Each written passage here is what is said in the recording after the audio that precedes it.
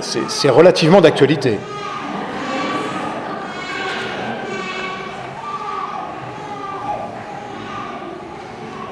Ça, c'est le genre de truc que j'ai toujours rêvé de faire au bon moment, vous voyez ? Juste au début de la prédication, un soir de Noël, et là, sans le préparer, ça fonctionne, c'est fabuleux. Il y a donc un vrai bébé, et un bébé qui pleure, et donc c'est un vrai bébé. Mais chez Luc, il y a des bergers aussi. Des pauvres gens qui n'avaient rien demandé à personne. Ils faisaient juste leur job de berger. Matthieu, lui, met en scène des mages qui sont en quête, en recherche de quelque chose, de quelqu'un. Mais pas les bergers. Eux ne cherchaient rien. Et puis soudain, la lumière les éblouit. La joie cède la place à la peur. Comme ça. Alors qu'ils ne cherchaient rien et qu'ils n'avaient rien demandé à personne. En vérité, n'en va-t-il pas ainsi aussi dans nos existences ? Parfois, nous sommes là dans l'ordinaire de nos vies et survient d'un coup l'extraordinaire. Souvent, nous n'en sommes pas encore conscients au moment où cela survient, mais nous le découvrirons plus tard, à travers une rencontre, une parole reçue, un sourire, une main tendue, et alors tout est transformé. Pour les bergers, d'abord, il y eut la lumière. Une lumière qui éblouit.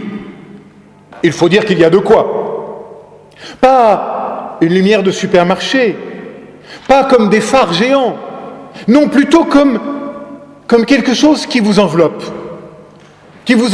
d'un manteau de lumière, plus fort que la cape d'Harry Potter.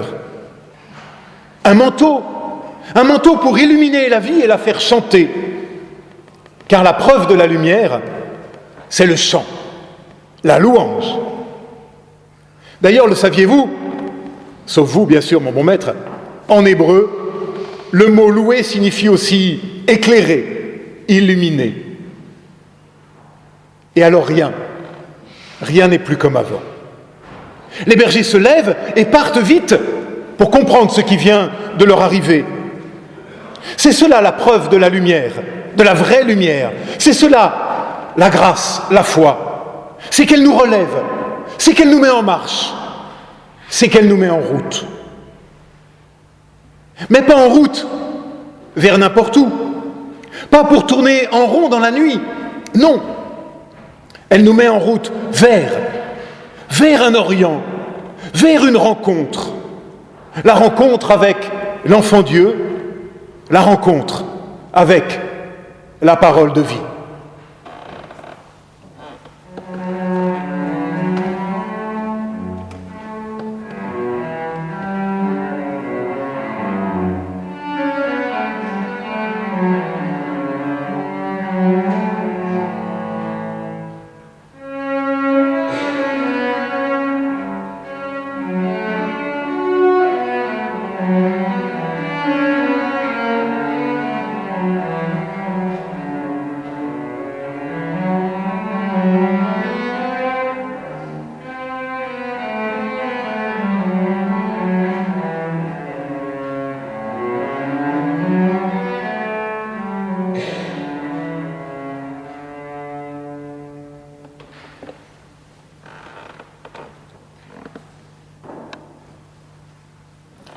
Ils partent avec une mission, vous trouverez un signe.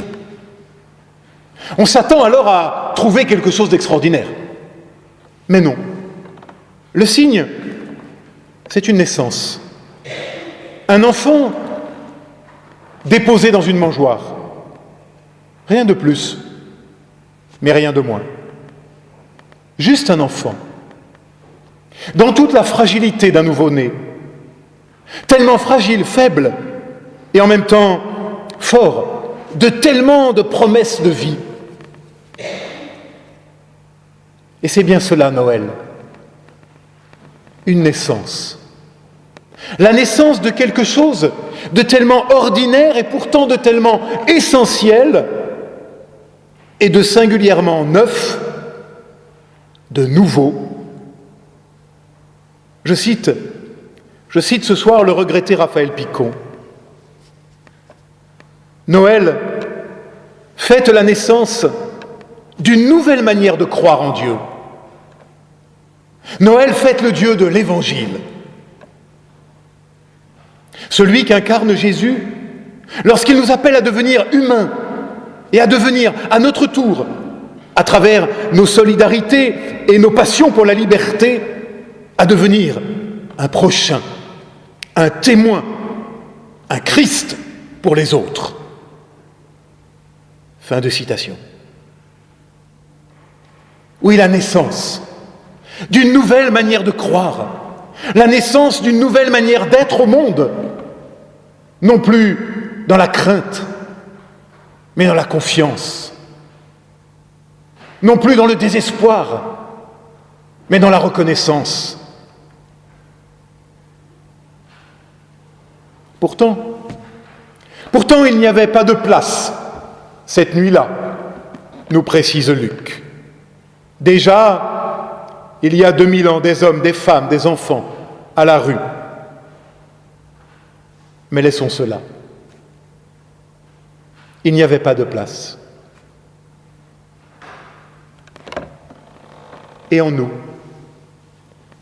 Dieu trouvera-t-il de la place ce soir pour naître à nouveau en nos cœurs et nous faire ainsi renaître? Car cette naissance peut et veut se faire en ta vie, en toi, en moi, en nous.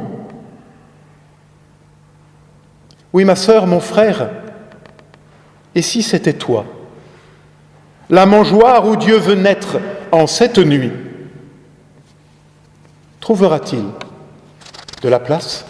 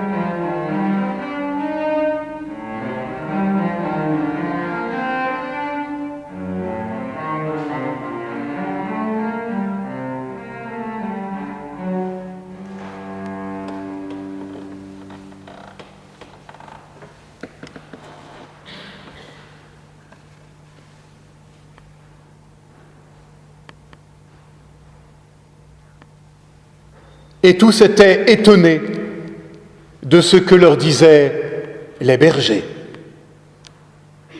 Ainsi se termine le récit.